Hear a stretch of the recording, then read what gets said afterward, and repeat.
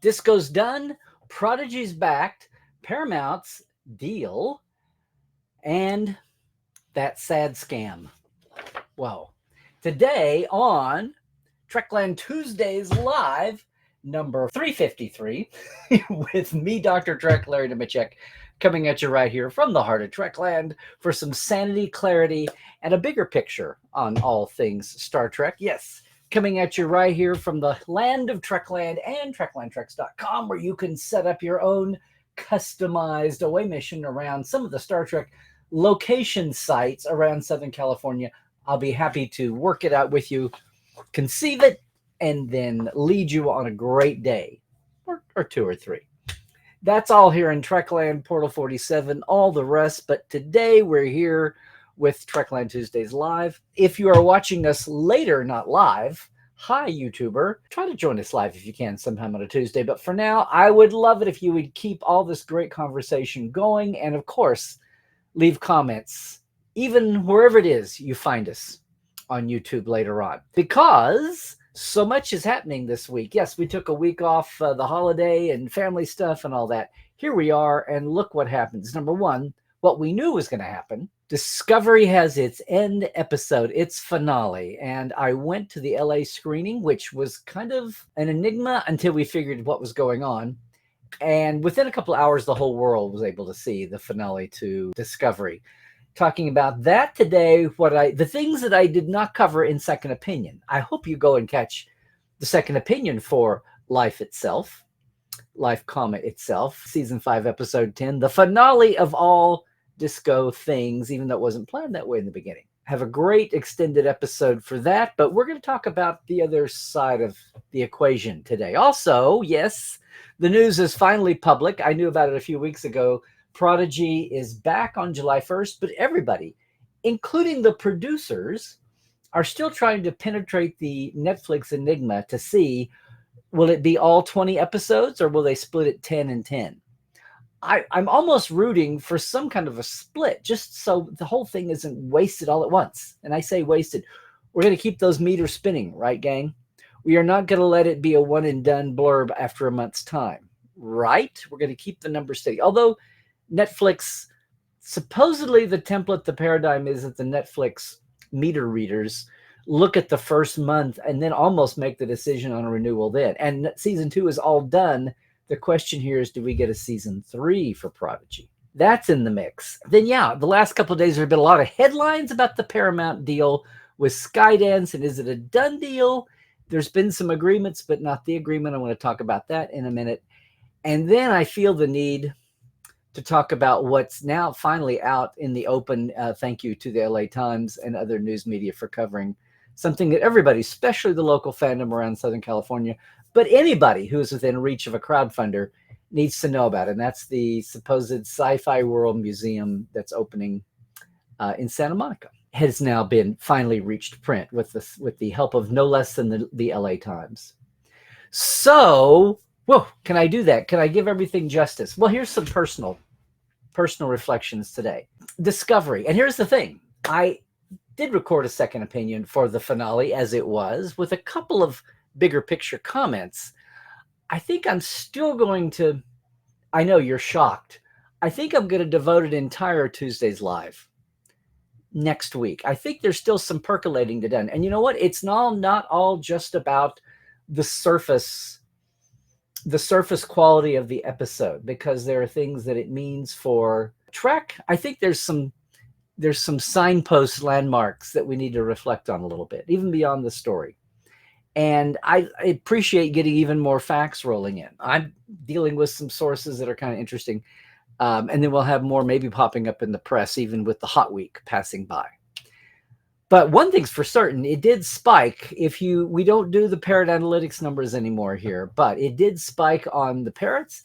The show spiked for Paramount Plus itself, which I know you say, well, that's a low bar. Well, it was number 1 on Paramount Plus over the weekend. Some weird little parameters like page views to the Star Trek Discovery wiki page, Wikipedia, not Memory Alpha, but the Wikipedia page, were up. There was some other, thank you, John X, for sending me some stats on this. And I think overall, it's been amazing. I've referenced this a little bit on Second Opinion. please go watch here on the channel. And Scott and Kyle did a great job with the graphics and the production of it too. And for the first time ever, there are some other voices on this second opinion from the LA screening, because the whole thing was an odyssey to me. Watching the online reaction, I know what I felt. That's what second opinion is for. Immediate reactions and a little bit of reflection 2-3 days later. And I'm still mystified, not just on a troll level, but I still don't get the people. Fine, if you don't like Discovery, that's fine. And the whole sidebar thing, if you don't like it, then why do you spend so much time telling the world? There's all that. But I mean the people who sincerely seem to be grappling with it, or maybe not quite as sincere, but still. I don't get the people that look at all of Discovery as one block, like it's all one loaf of bread. Discovery, like all the series, but even within this one series, the seasons are so ridiculously different. And I don't want to tread on my future thoughts here, but anybody who looks at all of Kurtzman Trek, or even all of Discovery, the season, and people have their different opinions about it. Some people still miss season 1 and they haven't liked it since, which blows me away. But whatever your favorite is, however you see the series, it's hard to think of it as just one brick, one loaf of bread, top to bottom, start to finish. We look at Next Generation now, even though we all kind of hold our nose over a lot of the first season and even a little bit of the second. We don't so much hold our nose over the early DS9s, but we can see that they're wandering and trying to find their way. Voyager was a different show before and after 7. Not that it was lost in finding its way, but it got tight, which happens to all series. Poor Enterprise was all over the map too. And as we get further away from, as we let them get further in our rearview mirror, it's easy to come up with all this, right? 5 years. I've said since the beginning of Discovery, I can't wait to see what is made of the series in 5 years and in 10 years. And people say, well, it was great for representation and not much else. Or it was great as an experiment in the first serialized attempt at Star Trek, which quickly got better with other series and even over the course of the show itself. So what was interesting is the thoughts that came up to me, and I said them in second opinion. I almost felt cheated. I almost felt angry. I enjoyed the finale. I was amazed at parts of it, the conceptualization of the worlds. I don't want to repeat second opinion too much, but some of the art direction of the part of the show that was devoted to wrapping up the plot, and then we had the part of the show that was devoted to wrapping up the character bits, and then we had the glommed-on bit at the end forced by the cancellation.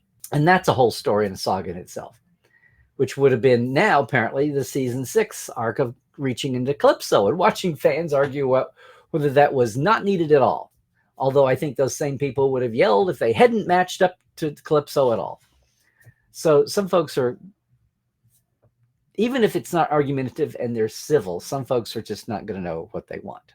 And I've got plenty of critiques of Discovery as it is. It was people watching, commenting, just don't know how TV works. People think there's a big conspiracy that Owo and Detmer weren't in most. They had other work. I'm amazed that they were able to make the B team as relatable and as popular, appealing, and penetrable as they did. And it made me sad because Owo and Detmer and the rest of the bridge crew, I wish they'd had that kind of treatment in one season rather than the treatment they got for 4 or 5, which brings me back to my main point. Life itself is the finale for Discovery? I don't think so. This seems so much better than the series as a whole most of the time that I want to know. I want the series this was the finale too.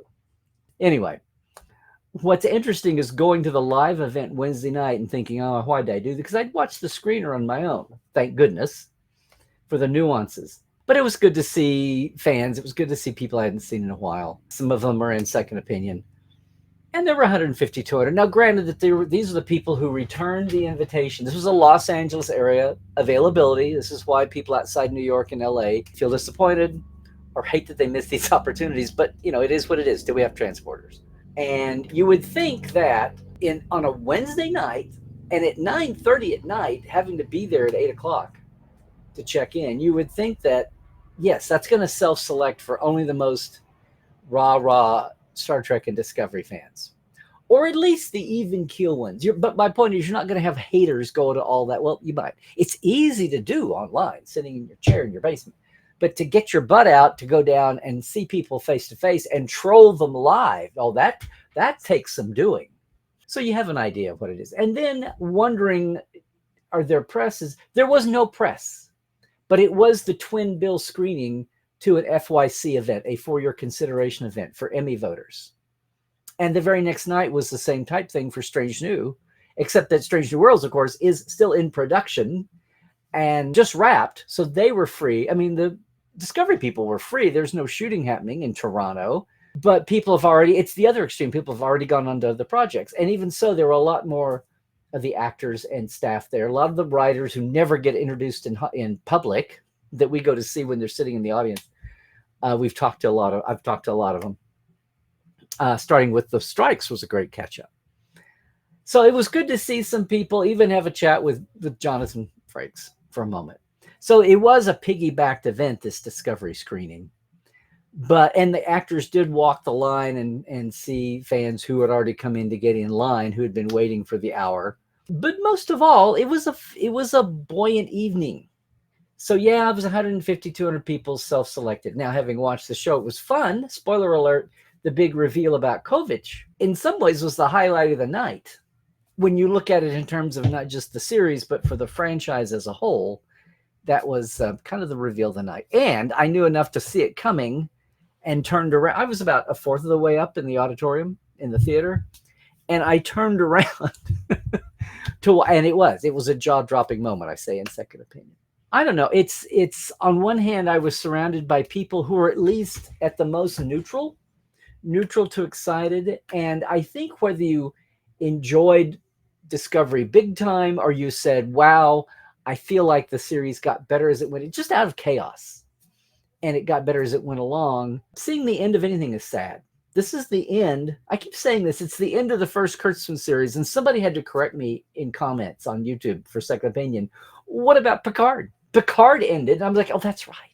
I almost don't even think about Picard being, it's LA. The vibe is there. And especially third season. I don't even think about Picard which is also what's laughable when people want to just, tar and feather and blackline the entire modern output since 2017. Animateds, live actions, the whole thing. That's ridiculous. And I literally forgot to think about Picard in the mix of the modern shows. So yes, Picard's ended. It's had a finale, quite famously, I might add. And yet this felt like it's the end of the first Kurtzman show, I should say, at least. It's the end of the first Secret Hideout show, modern era. For 7 years, 5 seasons over 7 years, which sounds like a weird caveat to make. The paradigms are different.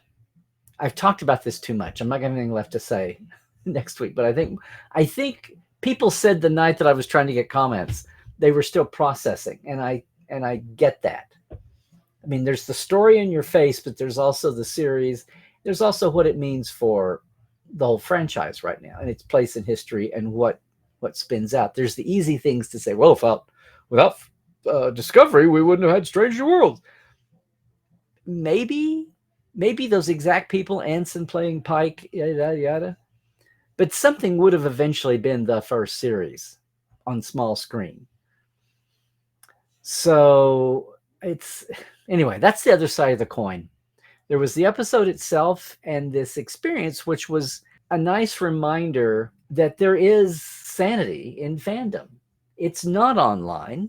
And that does not mean you have to just, cream your pants every 5 seconds over Discovery. That's not what I mean. What I mean is you can look at it and say, here's the pluses, here's the minuses. And you can say, oh, it's sad that it's ending. Or, well, at least now it's out of the way and we can get on with the other shows so we can get them over with. And now we can get on to Legacy. So Discovery is done and people are going to be evaluating its place in history. Meanwhile, here's Prodigy. And as I said, July 1st on Netflix. We're still waiting to see if it's 10 or 20 episodes. I don't know what poor Cadet Alice and I are going to do because we'll have to string this out. The whole idea of having a batch of shows sitting there getting old after a month or two just hurts me. I mean, they eventually do anyway, but I just think I think Netflix has not seen anything like Star Trek. I think Star Trek is, whether it's fans having a convention at a hotel in the 80s, or whether it's trying to write the book on how streaming and serializing should be done. Star Trek is famous for not only just making a new paradigm, but breaking open the old models that don't fit anymore. Or, as I say, making the internet with stamps and paper, because people need that much communication and speed, and they don't want to put up with the old ways anymore. So let's run out and invent an internet to handle Star Trek fan passion and demand for information. What's interesting is some of the conversations I've had real quick and been published now is that the people connected with the show aren't sure what's happening if it's 10 or 20. Yeah, we'll find out soon enough. And then we'll deal with it. All we got to know is make sure to keep the meters spinning. The big thing I wanted to say that grabbed headlines, and I don't usually do this. I don't try to usually cram more than one topic in a Tuesday's Live, because it winds up being a lot of nothing, or one thing dominates. And this is the one, you may have seen these headlines flying by. Oh, they've reached a deal. The Skydance Group and Paramount have reached a deal, and it's just a matter of time now. Well, that's true to a point. And look, I don't have an MBA, and I know most of you don't. So I appreciate what the trades are writing now and trying to break this down. The weird thing about this is, remember, even after the remerger, the remarriage with Viacom and Paramount and CBS and all of it back under one umbrella, there's still 3 operating divisions. They let the president go a couple of months ago to speed the sale along, which in this case, normally that would look as a instability factor, but this was done to encourage this. There's some other bidding groups out there. This Apollo Fund Group teamed up with Sony is another. Skydance had co-produced some of the recent movies, and if you're going to go, oh, they only forget that. They have a Star Trek affiliation. That's more than there is anywhere else. And everyone's trying to figure out the streaming model and what that means for the Trek shows.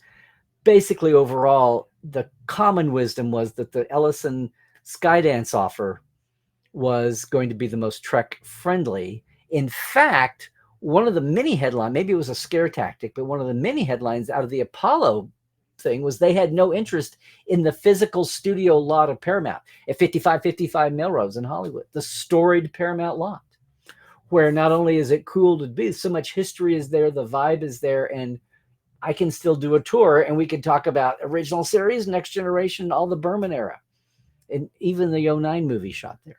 That was just an anathema feeling. It's bad enough that we've lost Lucy's across the street. So apparently the last few days, the special committee tasked to interviewing these, with the ups and downs, have said they've signed off on the terms with Skydance. And they've altered the terms because here's the weird thing. This isn't just buying Paramount.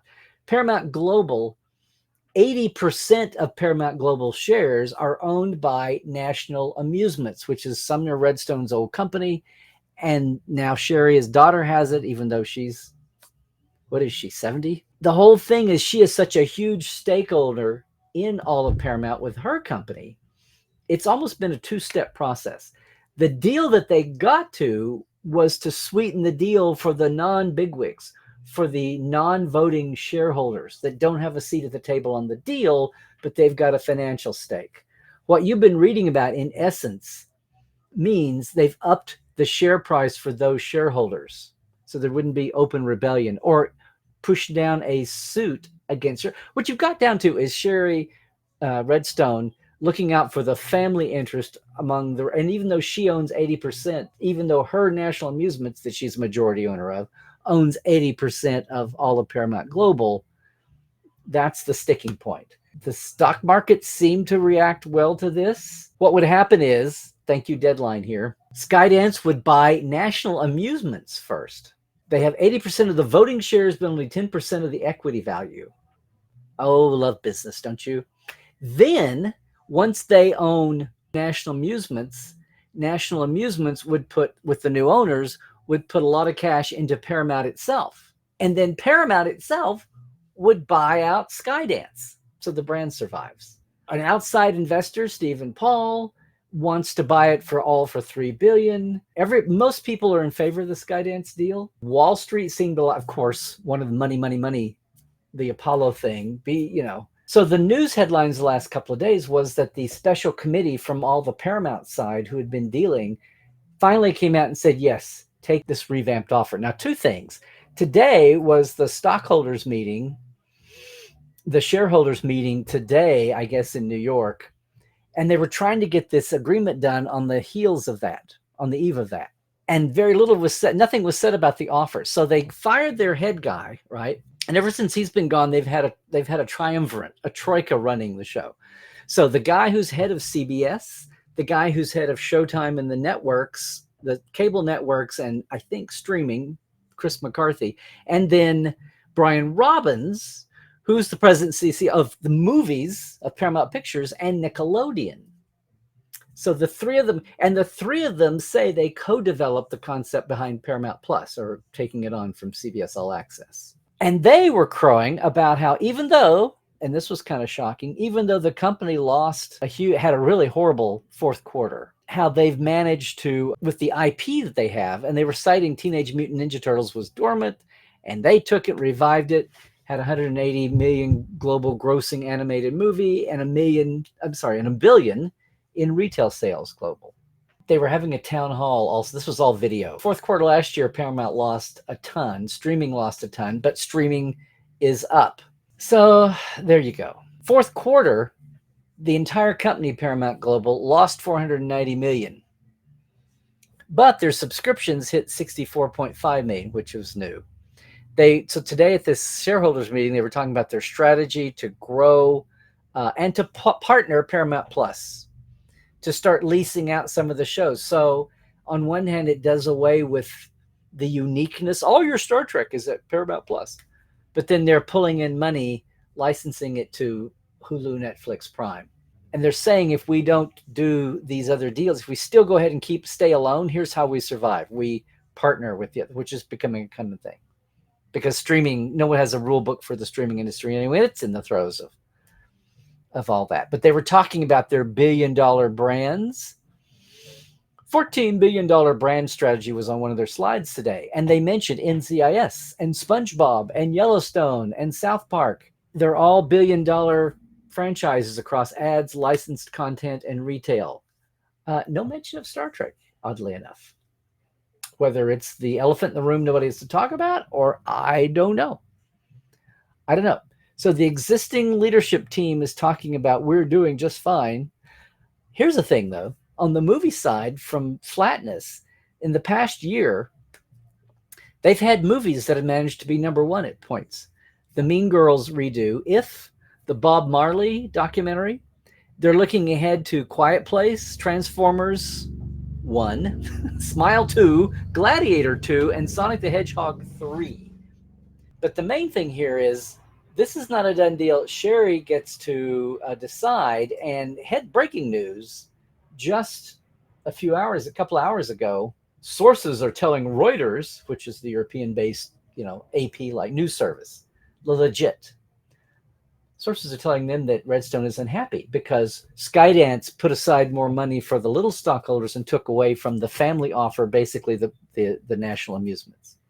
This is so sad. I don't blame her for being angry. Oh my gosh. Ellison made more cash for shareholders by reducing Skydance's value of the merger to $4.75 billion, not $5 billion. So they took money away from the national amusements, i.e. Redstone family offer, and to give more money to the little guys. So she is unhappy with this, is going to look at other offers. They said nothing's been voted, formally announced, but this is what sources are saying her mood is. And that she's willing to look at other offers over the sale to Skydance, even though the corporate special committee has said, yes, we vote to take this offer. And that's where things stand. All that to say, the headlines you're hearing about, they've done their deal. It ain't over till It ain't over till the old lady sings. Imagine losing out on a few billion, fractions of a billion. When you've got that much at stake, heaven forbid, you might have to let a few gardeners go. There's no fast answer. Well, maybe there will be. But at the moment, it looks like there's no quick answer. It may be a few more days before this settles out, or it may it may open the floodgates again and go back to look into their offers. If she can leverage her clout, which basically she can, to force a relook, or listen to some of these other deals, which will take the whole company, all its pieces, and especially what we care about, Star Trek, and how merry do we get back to a time which was unthinkable until 10 years ago, that movies and TV would be disparate, non-rights overlapping tracks. How ridiculous is that? We'll watch that. And finally today, since some folks have asked me, and if you're not paying attention, a longtime odyssey that I was part of got away from and is now circled back on a couple of ways, one of which was my name being used on a tax filing as a former member of a board of the Hollywood Sci-Fi Museum. Houston Huddleston's project that started with repairing the bridge, which was pieces from the bridge that were pulled from auction that were salvageable. Somewhere between a dream and the reach exceeding the grasp. Over time, this has been kicked down the road. In the era of the big crowdfund projects, including fan films, well, that's over. In the vacuum of the fallow years when there was nothing on screen, TV or movies, well, movie, but still, faded fast. The decade of the teens was an interesting time. People were so hungry for their Star Trek, they were thrilled to get it however they could. And sometimes those projects worked out well, especially when you got to crowdfunding big projects, mainly fan films, but other projects as well. And sometimes it didn't. And after all these years and years and years, it looked like the project that I haven't been a part of since 2015 because I didn't like how it was making it awkward for me to deal with CBS because promises were not kept and deals were reneged on. And I said that, and it was okay, fine. To find yourself thrown back into a tax filing for a nonprofit. But more than that, finally securing physical space out in Santa Monica and having the reality of the promises not happen. Totally aside from the guy in the middle of it all's legal issues. And when I'm saying legal issues, I'm not talking about fraud. I'm talking about eventually pled down to misdemeanor pedophilia charges, which he contested, but at the time took the plea deal. Look, this is all not the kind of thing I enjoy talking about on a Tuesdays Live. It's there in the LA Times. I have a post with a link. You can go read behind the paywall if you don't have the LA Times. On my Facebook page, you can go to Larry's Trekland and the link is there. And there's a lot of people involved, a lot of fans involved, people that had been working even as the guy had stepped back. They resigned partly because the project, the museum wasn't ready to open and gala tickets had been sold. And a lot of people are feeling stiffed on the fraud aspect. So that's all going to play out, however it plays out. But this had been a simmering story for a long time. And kudos to Porter at the LA Times for doing the story, doing the legwork, and a lot of fans for contributing their own legwork, and a few people willing to step up and be quoted for it. I just want to say that, not to belabor this, but to just have it out in the light of day, and most of all, to see that no one else loses any more money, that there's some transparency, and whatever's going to happen with what's been done is going to happen. It was weird to be dragged back into this by the smallest of threads. You know, events from the early teens when people were excited and happy to be a part of some good news events when there was just a desert for things Star Trek officially. And the JJ movies were not very fulfilling. And even if they were here in a flash and gone. Nothing was sticking. It was a sad time. A lot of people got excited about being a part of projects. Again, some of them paid off. They paid out as far as expectations and making you happy with your Trekishness, and some of them proved to be disappointing, and more than one being too tempting for people, even if they were sincere, just being too tempting to overreach. I wanted to make sure that we had a comment about that. Check it out, the Sci-Fi World Museum. No more people need to lose any money, time, energy, or more, any kind of grief on that project. And whatever semblance of legitimacy and standing is gone because the two people who had lent their names and were working on the project now left as of a few days before the opening. So there you go. I don't wish to see anything befall anybody of any stripe on any side of the fence. But in the end, you got to come down with the fans and their money and their hopes and anticipation. And in the bigger sense, there's corporate lawyers to do the job, but in the bigger sense, you wanna protect Star Trek too. Well, welcome back to me after a week of being off and so much happening. I'm going to leave it there. And if you are watching this all later on YouTube, here's your chance to comment below, as we say every week on Second Opinion all the time. And it's my chance also to thank everybody who's here. In fact, well, I have some changes to this, but we do have a Patreon. It's very simple. I want to thank all of our Patreon folks: Diana Hopkins, Robin Wilson, Lawrence Todd, Joshua Patton, Justin Porteous, Galinda Bruton, Chris Jiggins, Pranakasha Productions, Comedy Forecast, and Andrew Jazimski. And our live wires: Robert McLean, Byron Bailey, J.R. Poole, Helbjörn Gunjansson, Alan Hoenzi, Dave Gregory, Tobias Rex, Donna S. Runyon, Greg Wickstrom. Thanks again, Greg. And Casey Shafsky. What do? It's a simple Patreon. $5, $10 a month gets you the shout outs. The $10 folks get access to the first few years of Portal 47 backstage guest interviews. Very awesome. There's the link. Patreon.com/Trekland Live. Sure appreciate you guys. We're slowly growing here. I sure appreciate everybody who's had a trust, or if you're thinking about it, come out and take a Trekland trek with us. It's an awesome day. You will not forget. It's the day of a lifetime or two if you're into your trek and you're ready for something a little different. Again, nothing at all like the Star Trek tours in Ticonderoga, James's Bunch, which are sets. These are the locations that are out. And it's a mix. Some of them are public places, some of them are private, some of them are the obvious, like Vasquez Rocks. But we give you a package deal, all the context, all the support you need. That includes props and cosplay and stuffed animals and whatever you bring. And it's summer now. People are moving and traveling. Make sure and get in touch with us if you want to look at that. And the other big news of the week, held off till now, is it's season 12 for the Trek Files. Walter Koenig is our guest this week to kick off season 12. We're talking about actors' salaries for season 3 with a memo from Bob Justman to Gene. Never meant to see anybody else's eyeballs, and Walter is there to talk and comment with us. Most of all, have you heard the news? This is the soft launch. The hard launch is coming, but as of right now, our new home for Trek Files is on Memory Alpha. I know there's a Memory Alpha page, but now all the episodes are in tables by season. You can click to the episode, the document, and the recording, and links to the guest are all in one page on Memory Alpha, and it's going to be that way going forward with every new show there. We're still on Facebook. We still have all the podcatching places you can find: Spotify, Apple iTunes, wherever you find it, several more. But now everything is in one place at one site, and it becomes a part of the resource of Memory Alpha, and you can click into other things. So today you can go from Walter's name right there over to his main page.